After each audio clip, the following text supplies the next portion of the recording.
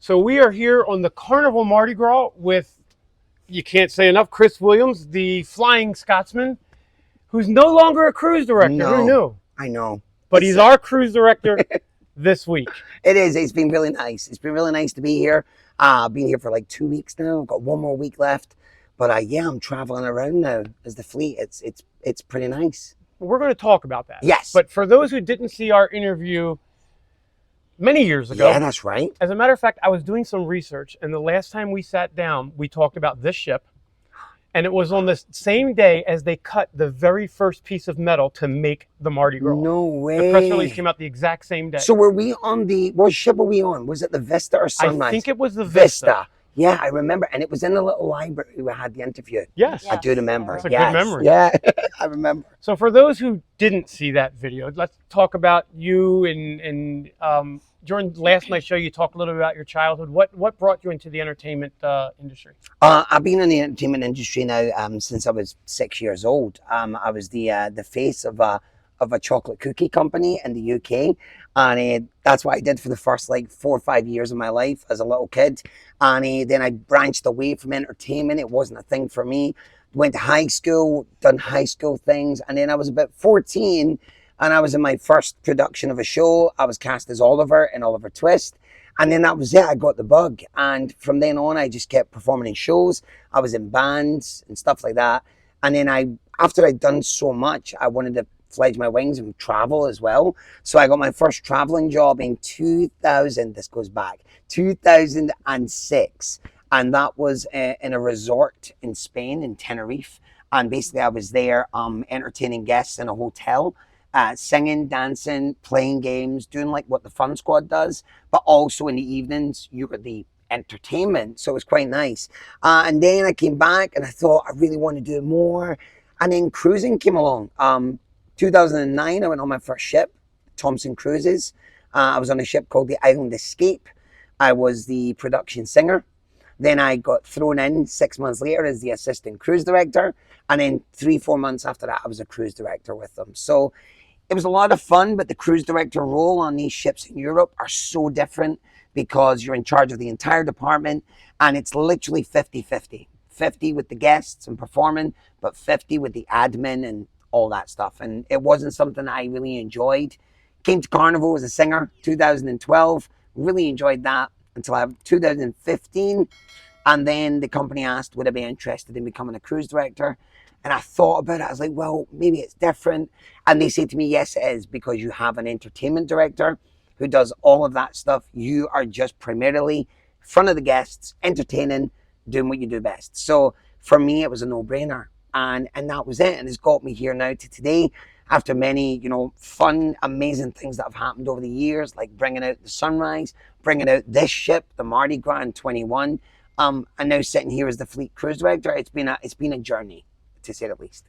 Let's go back to when your childhood, because there's a reason for this. Last night on stage, you told a story about a very particular song that you sang at the very end. Could you tell our viewers that story? Of course. So I was the worst pupil in high school. I really was. And my report card every year, my mum would always laugh, would always say, Christopher easily distracts everyone else from doing their work. So it's really funny that I'm in a job now where that is my job, to make sure people have fun and distract them from their worries and stuff. So I was wanting to do something for the Carnival Dream in 2017. I wanted to do a song for the crew, something that the crew members would appreciate and something that the guests would appreciate. Thought hard, couldn't find anything. Songs were coming in and out. I was like, maybe. And then I thought about high school, and my teacher in high school was wonderful. Her name was Mrs. Allen, music teacher. And mum and dad couldn't afford to send me for music lessons and singing lessons. So my teacher took it upon herself to spend an hour every last day of the week, sorry, the cruise, every Friday. And she would sit at the piano and just play music and try this, try that. I was like a guinea pig. I was like, I'll try this, I'll try that. And then she gave me my song to perform at my end of year when I finished high school. I looked at it and thought, I can't sing this. I don't know what it is. And then I came back to school on the Monday, was blown away by the music. and said, "Miss, what's this?" And she's like, "Yep, there's so much more of this you can learn." And the piece of music was Nessun Dorma by Luciano Pavarotti, Turandot. So it was such a big thing for me that I devoted a small portion of my career growing up from the age of like 15 to the age of 21 learning opera. And the way I would do it was literally by ear. So I would listen to Bocelli, sing like Bocelli. Sometimes I didn't even know the words, so I would learn the diction of how it comes across. Then after I learned that, I learned the meaning of the song. So I read it in English, find out where the emotional, connection is. And then that was it. So I've been performing Nessun Dorma now since 2017. And I always laugh because now in one of our production shows, Nessun Dorma is part of the show. So it's always like I sing a song and it's like, let's use that for one of the shows. You're ready for it. So it's really nice. But for me, it's a very important song. It's been with me for a long time. And do you always sing that for the crew? Always. Every single week, I always sing Nessun Dorma. And it's one of those ones that the crew members know I sing it for them. And the guests even send comments to the crew, "Hey, we heard your song on the TV," or it's some big event, and it reminds them of the team members on board. So that was the big thing for me. What is the meaning behind the song?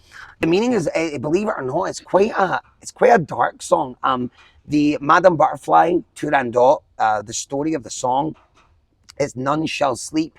So it's basically the last moments of the singer who's singing it, of his life, saying goodbye to his loved one.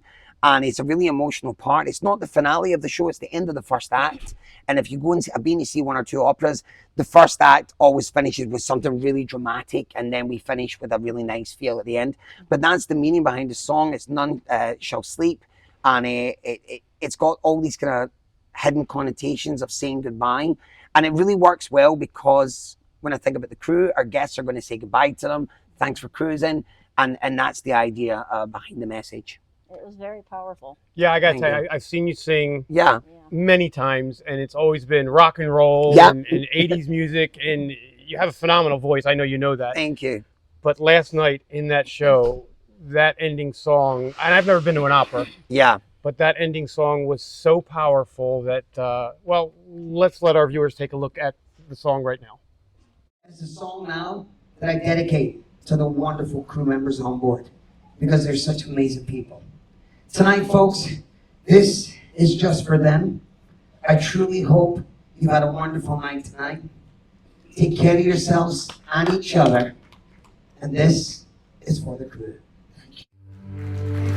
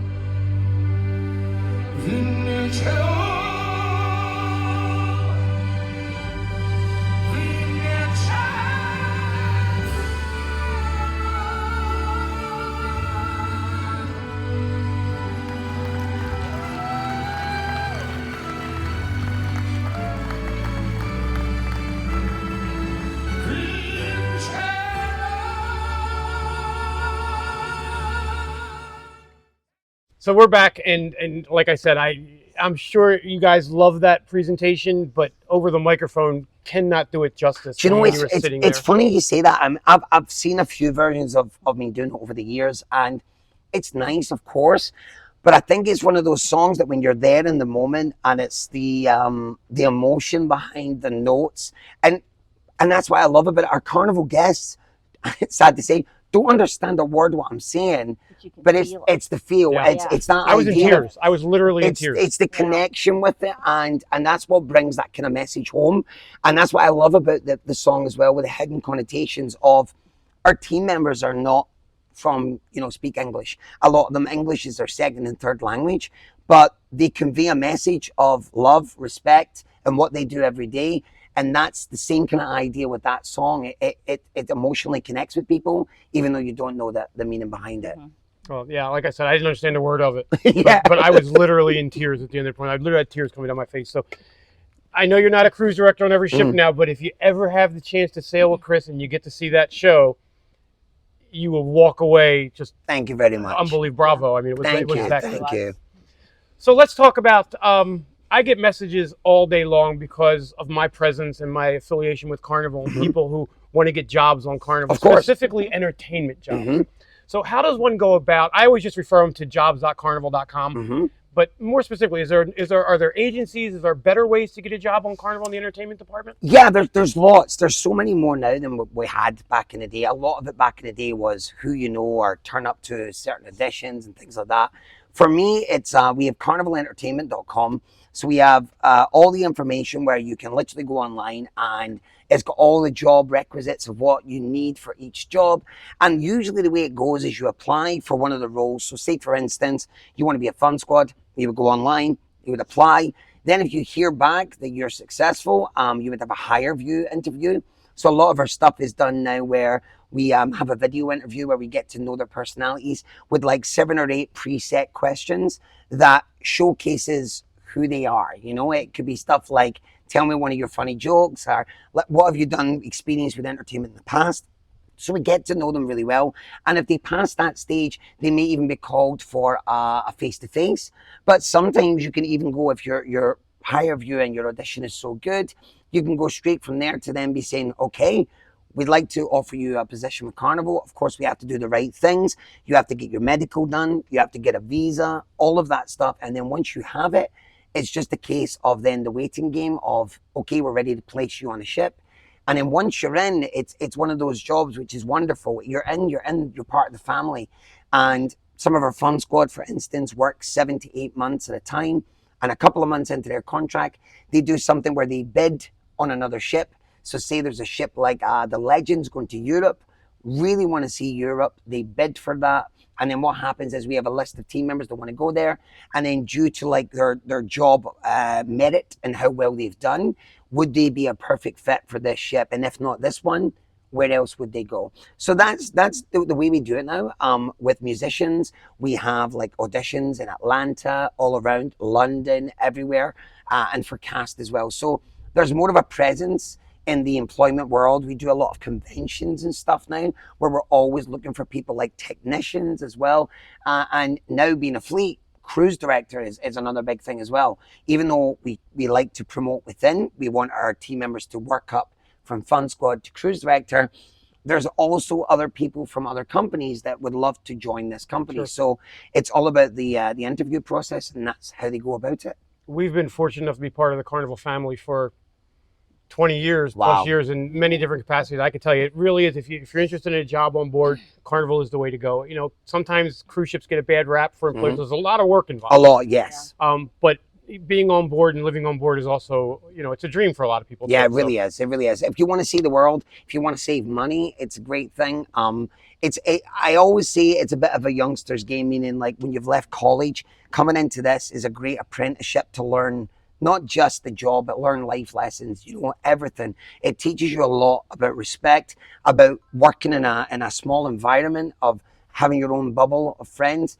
And then some people find it really weird when they then go home because life is not the same. Different. I remember the first time I went back, I kept saying to people when they were in the shopping centre, "Hi there, how are you?"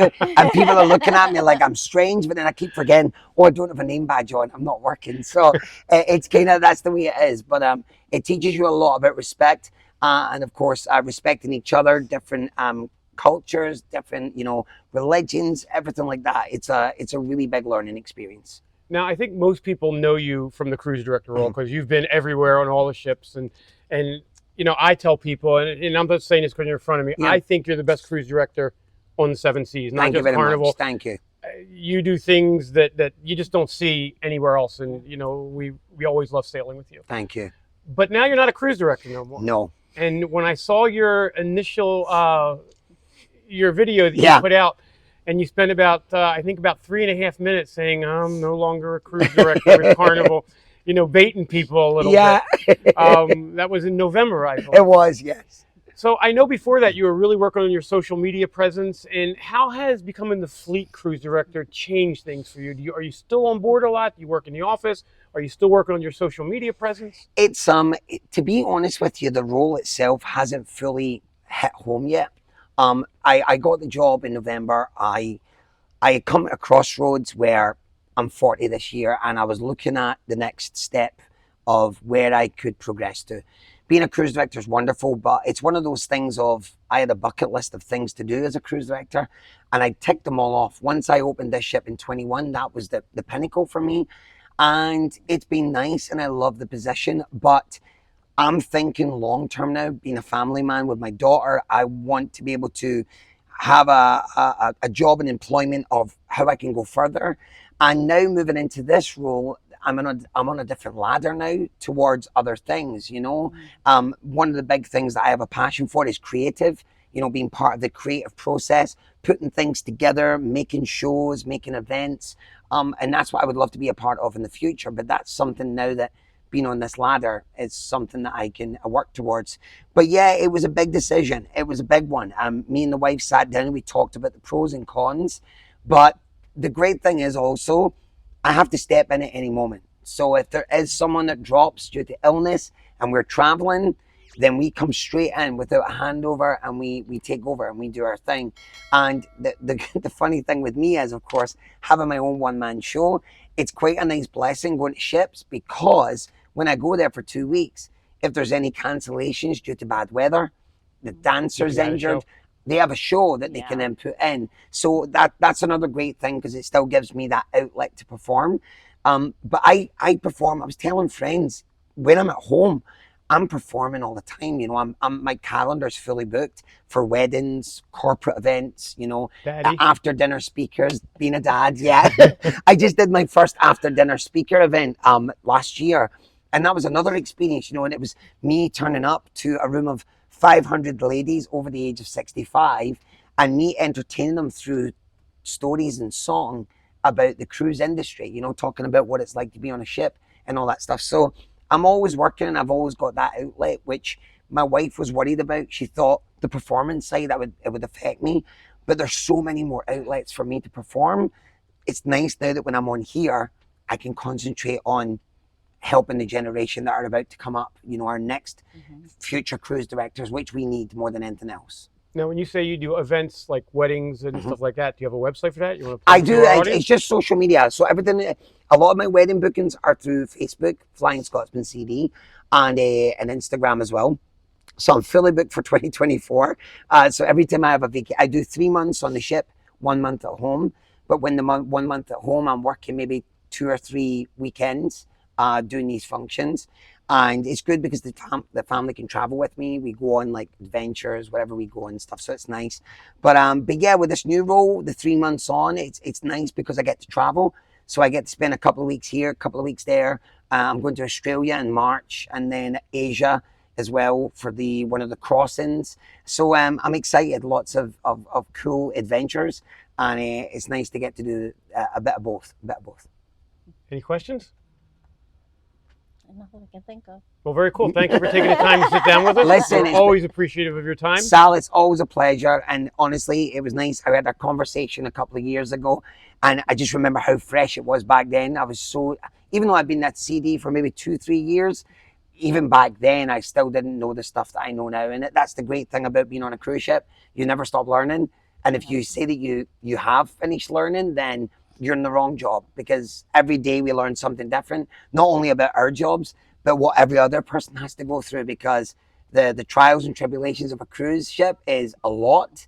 But if we don't pull together, then we don't succeed. So yeah, but it's really nice. Thank you so much. Thank you. And make sure you hit the subscribe button and that little bell notification. That way YouTube will let you know every time we upload a brand new video. Also check the comments out, because we have the largest Carnival Cruise Lines Facebook group on the planet. And we'd love to have you post in there and get all of your tips and trips for Carnival. And we'll see you next time right here on the Destinations channel. Bye, everybody. Bye.